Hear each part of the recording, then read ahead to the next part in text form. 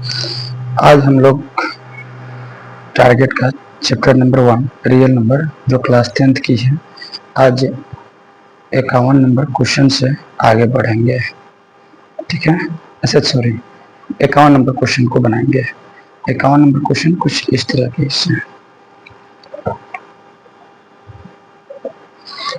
जैसे यहाँ पे दिख नहीं रहा, कहता है 5005 के कितने अभाज्य गुणनखंड हैं।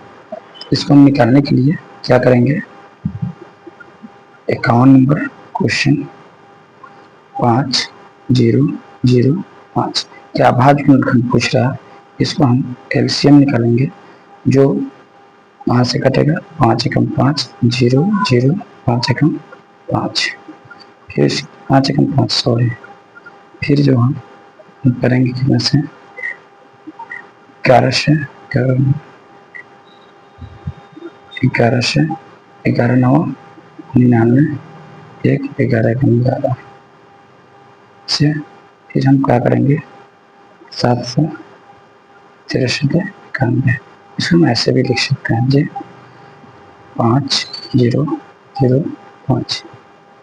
पहले हम 5 से काटेंगे, जाएगा 1001, इसको 7 से काटेंगे, 7 से क्या जाएगा 7 एकम 7 3 7 चौक 28 7 का 21, फिर इसको 11 से काटेंगे, 11 एकम 11 3 11 33।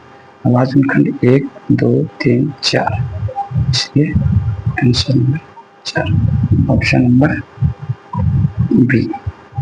उसी तरह से क्वेश्चन नंबर 52 को हम देखेंगे।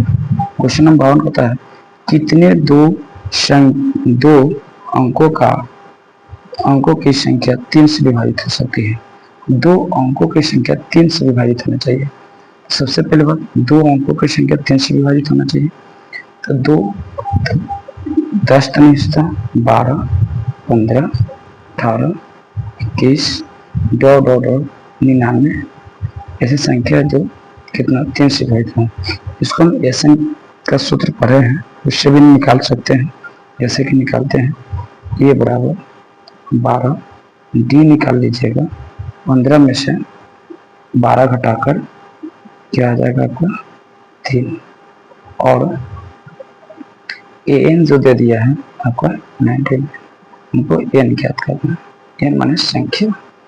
इसको हम लिखेंगे क्या, ए एन बराबर a plus n minus 1 into D.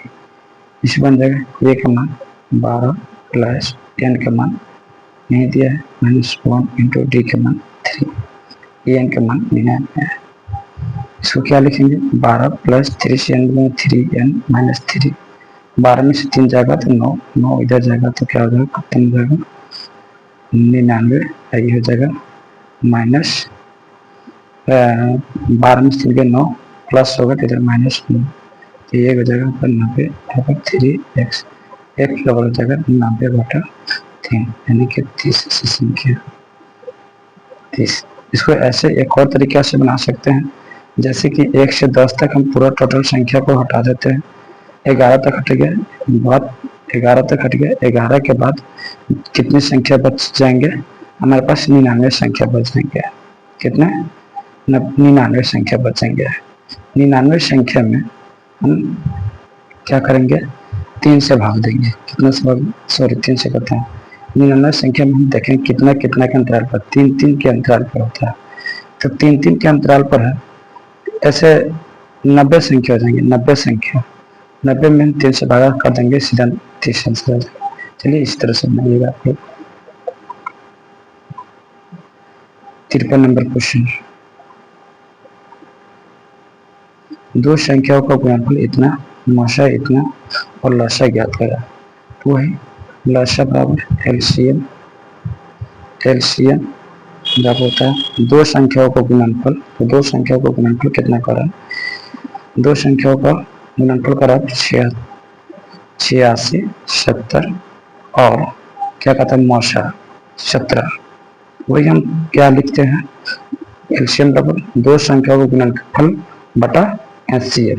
17 से भाग दे दीजिए, इसमें 17 × 5 85, एक 17 एकम 17, 17 जीरो 510, एलसीएम का क्या हो जाएगा 510, जो ऑप्शन नंबर डी। 6, 8 और 22 का एलसीएम और माशा का अनुपात क्या होगा? 6, 8, क्वेश्चन नंबर 54, 6, 8 और 22 का एलसीएम और एचसीएफ ज्ञात करें। 54 नंबर 6, 8 और 22 का, पहले हम तोड़ेंगे, 2 3 6, 8 को तोड़ेंगे 2 2 ना, फिर 22 को तोड़ेंगे 2 इंटू 11। एलसीएम पहले निकालते हैं, एलसीएम क्या आएगा, तीनों में 2, फिर इसके बाद में नहीं मिला, यहाँ लिखेंगे 3 भी लिख सकते हैं, 2 2 भी लिख सकते हैं और 11 भी लिख सकते हैं। क्या जगह 11, 3 दूना 6, 12, 12 दूना 24, 24 में 11 से गुना कर लीजिए, 11 जगह 44, 11 दूना 22, 2 26, 22 2 24, 44, 11 दूनी 22, 4 26, 264, 264 का एलसीएम हो गया। और एचसीएफ की बात करें, एचसीएफ के जो तीनों में मिलता है तो ये 2 2, तीनों में मिला तो ये 2 हो गया। अनुपात की बात करें तो पहले एलसीएम दे रहा है, पहले एलसीएम लाशा फिर माशा। लाशा 264 ऊपर रखेंगे, माशा को नीचे रखेंगे, 132 बाद में जाएगा, 132 आंसर आ जाएगा। 132 अनुपात 1, नीचे 132 अनुपात 1, ऑप्शन नंबर ए। 55 नंबर क्वेश्चन, 96 के अभाज्य गुणनखंड क्या है? 96 के अभाज्य गुणनखंड, 55 नंबर क्वेश्चन बोल रहा है 96 का भाज्य, 96 को मैं ऐसे लिखेंगे 2 40, 2 24, 2 12, 2 6, 2 3। अब क्या है, 96 का अभाज्य गुणनखंड क्या है? तो 2 कितना बड़ा है, 1 2 3 4 5, 5 बार, और 3 कितना बड़ा है, 1 बार। अभाज्य गुणनखंड ऑप्शन नंबर सी। ठीक है, उसी तरह क्वेश्चन नंबर 56 को देखेंगे, क्या कहता है, 0.3 पर रेखलिंग है, 0.3 पर रेखलिंग के परिमेय का लघुत्तम रूप क्या होगा? 0.3 का लघुत्तम रूप क्या होता है? इसको हम लिख सकते हैं 3, रेखलिंग है, इस पर 9 लिखिए, इसको काट दीजिए, 3 1 3, 3 3 9, ठीक है, ऑप्शन नंबर सी आंसर। उसी तरह से हम आगे चलेंगे, 57 की बात करते हैं, क्वेश्चन नंबर 57, क्या इतना है, ये तो रूप में इसका वर्गमूल तो निकले नहीं, ये अपरिमेय संख्या हो जाएगा, अपरिमेय संख्या। ठीक है, फिर निम्नलिखित में कौन परिमेय संख्या है जिसका वर्गमूल निकल जाएगा, वो परिमेय हो जाएगा। ये अपरिमेय संख्या √5 में, ये भी अपरिमेय, ये भी अपरिमेय, ये 16 का वर्गमूल निकल जाएगा, इसलिए √16 क्या हो जाएगा, √16 परिमेय संख्या, क्योंकि इसके वर्गमूल 4 जाए, 4/1 क्रिया के रूप में लिख सकते हैं, इसलिए √16 परिमेय संख्या, परिमेय। ठीक है, क्वेश्चन नंबर 59, 0 और 50 के बीच में विषम संख्याओं की संख्या कितनी होती है?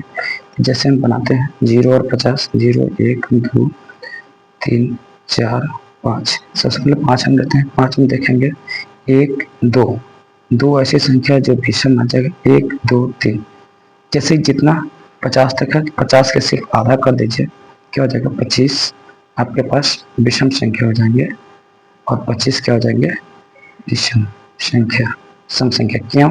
क्योंकि हर एक विषम संख्या के बाद सम संख्या आती है, और एक सम संख्या के बाद विषम संख्या आती है। एक विषम संख्या, इसके बाद 3, इसके बाद 5, तो 25 सम हो जाएगा और 25 विषम हो जाएगा, जो ऑप्शन नंबर ए। आ गया 59, ऑप्शन नंबर सॉरी बी। फिर 5, 15 और 20 का लॉस और माशा का अनुपात, उसी तरह से क्वेश्चन नंबर 60 को देखेंगे, कितना है, 5 15 और 20, 5 15 और 20 का लॉसा और माशा का अनुपात, इसका लॉसा निकालेंगे 5 का, 5 इंटू 1, 15 का, फिर 3 5, फिर उसी तरह 20 का भी क्या हो जाएगा, 2 गुना 4 बचे 20। इसका एलसीएम की बात हम करते हैं तो एलसीएम 5 सबों में है, 5 आ जाएगा, 3 आ जाएगा, 2 आ जाएगा, 2 आ जाएगा, 15 में 30 गुना 60 हो जाएगा। जबकि एचसीएफ की बात हम करेंगे, एचसीएफ तीनों में सिर्फ 5 ही मिल रहा है, इसलिए 5। इसका अनुपात की बात करेंगे, पहले लसा करा गया तो लसा को ऊपर रखेंगे, माशा को नीचे रखेंगे, काटेंगे 12 नीचे 1, यानी कि 12:1 आ जाएगा, जो ऑप्शन नंबर डी हो जाएगा। निम्न में कौन अपरिमेय संख्या नहीं है? तो अपरिमेय संख्या नहीं मतलब कि परिमेय संख्या है, तो √10 अपरिमेय संख्या है, √24 अपरिमेय संख्या, √35 अपरिमेय संख्या है। ये क्यों? क्योंकि इसका वर्गमूल नहीं निकल पाएगा। जबकि √21 एक परिमेय संख्या है। क्वेश्चन नंबर 61 हो जाएगा √121, क्योंकि इसका पूर्ण रूप से वर्गमूल निकल जाएगा, यानी कि 11। ये परिमेय संख्या, परिमेय संख्या। चलिए 61 के बाद क्वेश्चन नंबर 62। दो संख्याओं a और 18 का लसा 36 और माशा इतना है, तो a का मान ज्ञात कीजिए। तो हम जानते हैं दो संख्या दे रहा है, दो संख्या, क्वेश्चन नंबर 62, एक a है, एक क्या है, 18 है। 18 दोनों का गुणनफल जो होता है माशा और लाशा के गुणनफल के बराबर होता है। तो लाशा कितना है, 36 और माशा 2, लाशा 36 और माशा 2।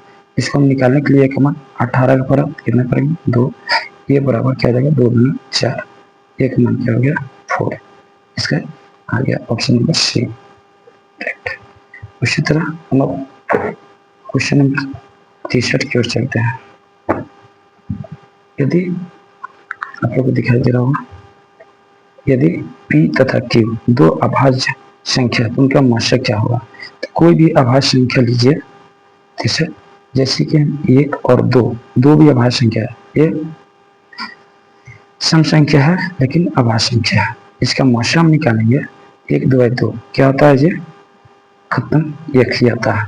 जैसे 3 और 5 लीजिए, इसका भी क्या कर लेंगे, माशा निकालेंगे, 2 3 1 2 1 1 2 2, ये भी क्या हो गया, एचसीएफ आ गया।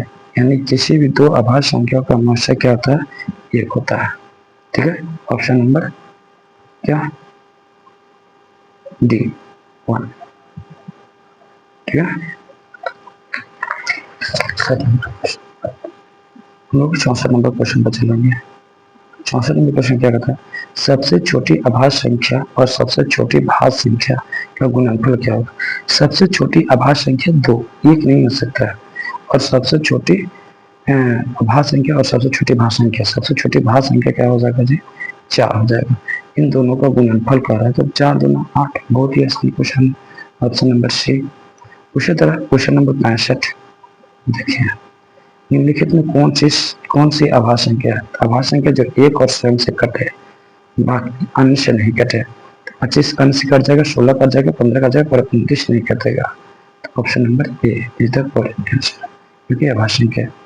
क्वेश्चन नंबर 66 को देखिए, 3.27 देखिए, ये क्या है, एक परिमेय संख्या है। क्या है, एक परिमेय संख्या, परिमेय संख्या। क्यों? क्योंकि जब किसी भी दशमलव के बाद किसी अंक पर रेकरिंग हो, इसका मतलब क्या होता है, 3.2727, ये दशमलव अनावर्ती है, इसलिए अनावर्ती दशमलव अनावर्ती जो होता है बार बार एक ही संख्या आता है, रेकरिंग का मतलब दोनों बार बार आएगा, इसलिए इस संख्या कर सकते हैं परिमेय संख्या कर सकते हैं। ठीक है, क्वेश्चन नंबर 67, किसी पूर्णांक m के लिए सम संख्या का रूप है। ये तो बहुत ही आसान है, m का मान हम 1 2 3 कुछ भी रख सकते हैं, 4 डॉट इंफिनिटी तक रख सकते हैं। इसमें दिया है m+2, option number A. Option number दे दिया 2m+1, 2m दिया है, डी ऑप्शन दिया है 2m-1। तो हम सबसे पहले m का मान 1 रखेंगे, 2 1 3 1 आ जा रहा, विषम संख्या 2 रखेंगे, 2 दूना 4 1 5, ये भी आ जा रहा है विषम संख्या, यहाँ पे 1 रखे 2 ही आएगा, 2 रखे 2 4 आएगा, जो कि सम संख्या, option number C is the correct answer. ठीक है, अब हम लोग चलेंगे क्वेश्चन नंबर 68 की तरफ। क्वेश्चन नंबर 68 क्या कहता है, निम्न में से कौन सा अपरिमेय संख्या नहीं है, यानी परिमेय संख्या है। वह देखिए √3 और √2 √6 अपरिमेय संख्या, 21 का वर्गमूल निकलेगा, अपरिमेय संख्या इसका वर्गमूल निकलेगा, अपरिमेय संख्या इसका वर्गमूल निकल जाता है, इसलिए क्या कौन सी संख्या हो जाएगी, परिमेय संख्या। जैसे रूट नंबर क्या है 64 और 81, इसका वर्गमूल निकालेंगे क्या हो जाएगा 8, इसका हो जाएगा 9, इसलिए परिमेय संख्या हो गया। क्वेश्चन नंबर 69, निम्नलिखित में से में किसका दशमलव प्रसार शांत है। दशमलव प्रसार शांत होने के लिए हमें क्या चाहिए, हर में 2 और या 5 या 2 या 5 का गुणनफल चाहिए। ऑप्शन नंबर ए क्या कहता है, 69 नंबर क्वेश्चन, दशमलव प्रसार शांत हो 3 और 8, इसका हम निकालेंगे 3, 8 का निकालेंगे 2 गुना 2 गुना 2, नीचे सिर्फ 2 2 है, इसलिए इसका दशमलव प्रसार क्या हो जाएगा, शांत हो जाएगा। ठीक है, ऑप्शन क्वेश्चन नंबर 70, 6/15 का दशमलव प्रसार है, 6/15 का दशमलव प्रसार शांत या अशांत है। 6 को हम तोड़ेंगे 2 3, 15 को तोड़ेंगे 3 × 5, इसे खत्म, तो नीचे तो 5 आ गया, तो इसलिए ये दशमलव प्रसार क्या हो जाएगा, शांत हो जाएगा। ठीक है, चलिए क्वेश्चन नंबर 71 की बात करते हैं। क्या कहता है, 4 - √3 क्या है, 4 - √3, ये √3 का वर्गमूल नहीं निकले, इसलिए कौन सी संख्या हो जाएगा, अपरिमेय संख्या, अपरिमेय संख्या हो जाएगा। ठीक है, ऑप्शन नंबर बी, निम्नलिखित में कौन अपरिमेय संख्या है, तो अपरिमेय संख्या है जिसका वर्गमूल नहीं निकलेगा। 36 का निकल जाएगा, 64 का निकल जाएगा, 1 का हो जाएगा, 81 का हो जाएगा, 3 और 5 का नहीं होगा, 3 और 5, इसलिए 72 नंबर √3/√5, क्योंकि √3 का वर्गमूल नहीं आएगा, √5 का वर्गमूल नहीं आएगा, इसलिए कौन सी संख्या हो जाएगा, अपरिमेय, अपरिमेय संख्या। ओके, क्वेश्चन नंबर 73, निम्नलिखित में कौन संख्या आभाज्य संख्या है, सिंपल है, आभाज्य संख्या 6 नहीं क्योंकि भाग लगेगा, 9 भी नहीं है, 15 भी नहीं है, 11 में किसी अन्य से नहीं लगेगा, 1 और 11 के अलावा, 1 और 11 के अलावा इसमें किसी भी संख्या से क्या नहीं होगा, डिवाइड नहीं होगा, इसलिए कौन सी संख्या हो गया, अभाज्य संख्या, अभाज्य संख्या हो गया। ठीक है, 11। अब देखिए क्वेश्चन नंबर 73 की बात करते हैं, 73 हो गया, और क्वेश्चन नंबर 14, दो परिमेय संख्याओं के बीच कितने परिमेय संख्या हो सकती है।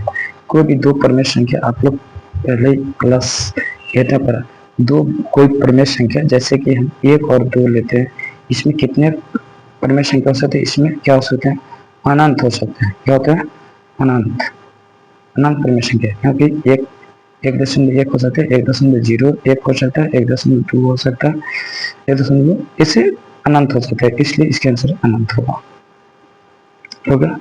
अनंत। क्वेश्चन नंबर 74 हो गया, अनंत डी। ठीक है, तो 11/5 का दशमलव प्रसार होता है, 11/15, सॉरी 11/15। क्वेश्चन नंबर है 75,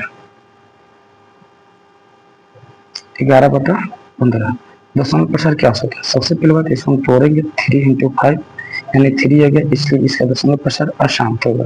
क्या होगा, अशांत, अशांत। ठीक है, फिर निम्नलिखित में कौन सी परिमेय संख्या है, अपरिमेय संख्या। वही क्वेश्चन, 64 36 निकल जाएगा, 81 निकल जाएगा, अच्छा 49 और 9 निकल जाएगा, पर इसका नहीं निकल जाएगा 2.5 का, इसलिए 76 का हो जाएगा √2.5। ये क्या हो जाएगा, अपरिमेय संख्या। क्या, क्योंकि इसको हम निकालना चाहेंगे, क्या हो जाएगा, इसको अगर निकला जाए 2.5 दशमलव बदले 1 0 के यहाँ पे क्या हो जाएगा, √25/10, 25 का वर्गमूल तो 5 हो जाएगा, परंतु √10 का वर्गमूल नहीं, इसलिए कौन संख्या हो जाएगा, अपरिमेय संख्या। क्वेश्चन नंबर 77, √2 क्या है, अपरिमेय संख्या। 77 का √2 कौन सी संख्या हो जाएगी, अपरिमेय संख्या, अपरिमेय संख्या। ठीक है, फिर अगला क्वेश्चन 77 के बाद